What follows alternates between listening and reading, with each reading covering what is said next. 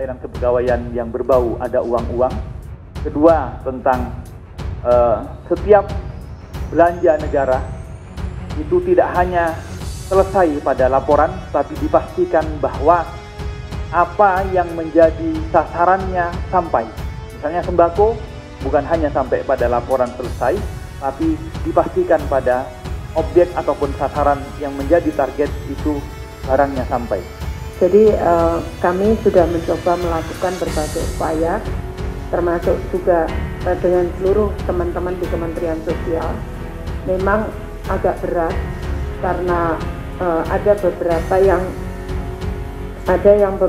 yang menurut saya memang harus dibenahi dari dasarnya. Saya bersyukur saya mantan birokrat yang saya mengerti tentang administrasi pengelolaan keuangan dan administrasi pengelolaan proyek. Itulah yang sekarang juga saya berikan kepada teman-teman di Kementerian Sosial. Iya, tentunya kita menghormati proses hukum yang tengah berjalan di KPK. Perlu juga saya sampaikan bahwa saya sudah ingatkan sejak awal kepada para menteri Kabinet Indonesia Maju, jangan korupsi. Sudah sejak awal. Dan juga terus-menerus saya sampaikan untuk menciptakan sistem yang menutup celah terjadinya korupsi. Ini menimbulkan kecurigaan yang sangat-sangat beragam gitu. Ada orang bilang bahwa ini adalah upaya untuk menjelek-jelekkan pemerintah, untuk mendegradasi nama Presiden Jokowi, atau untuk menghentikan bantuan pemerintah agar tidak sampai kepada masyarakat. Ini adalah upaya oposan, kadrunista.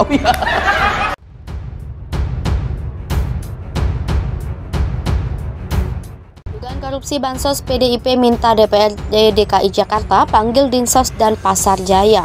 Jakarta, anggota DPRD DKI Jakarta dari fraksi PDIP, Mary Hotma, meminta Komisi E untuk memanggil Dinas Sosial dan Badan Usaha milik daerah. Adapun panggilan ini untuk memberikan keterangan perihal dugaan korupsi bantuan sosial DKI 2020. Anggota Komisi E ini mengatakan anggota Dewan butuh keterangan langsung baik dari Pasar Jaya maupun Dinsos DKI Jakarta. Diketahui, Pasar Jaya menjadi salah satu BUMD yang ditunjuk Dinsos DKI Jakarta untuk menyalurkan bansos berupa paket sembako kepada warga terkena dampak COVID-19 yang melanda DKI Jakarta 2020. Lebih lanjut, Hotma menyampaikan apabila ditemukan indikasi korupsi saat Pasar Jaya ataupun Dinsos DKI Jakarta dipanggil Komisi E DPRD, maka proses hukum akan diserahkan kepada pihak berwenang untuk penindakannya. Sikap KPK, sebelumnya Komisi Pemberantasan Korupsi meminta masyarakat tak ragu dalam melaporkan dugaan adanya tindak pidana korupsi bantuan sosial, termasuk dugaan korupsi bansos di pemerintah Provinsi DKI Jakarta tahun 2020. Kabak Pemberitaan KPK Ali Fikri meminta masyarakat aktif dalam memberantas korupsi. Pihaknya terbuka menunggu laporan dari masyarakat terkait dugaan korupsi Bansos DKI Jakarta tersebut.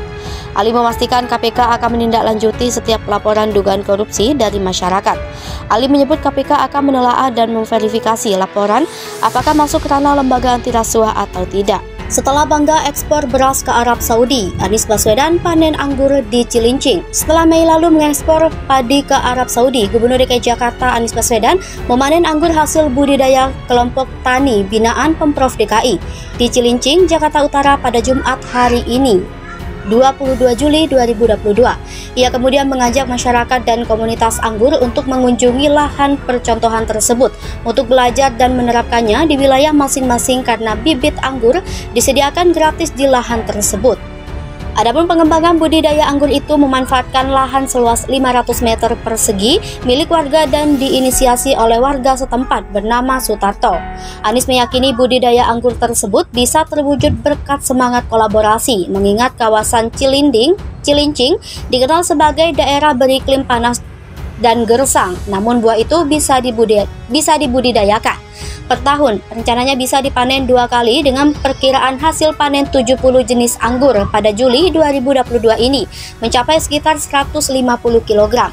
Sementara itu, Kepala Dinas Ketahanan Pangan, Kelautan dan Pertanian Suharini Eliawati menambahkan budidaya anggur di kawasan itu melibatkan partisipasi sekitar 1.200 orang dari berbagai komunitas di Jakarta. Nantinya, kata dia, hasil panen rencananya tidak akan dijual namun dibagikan kepada warga.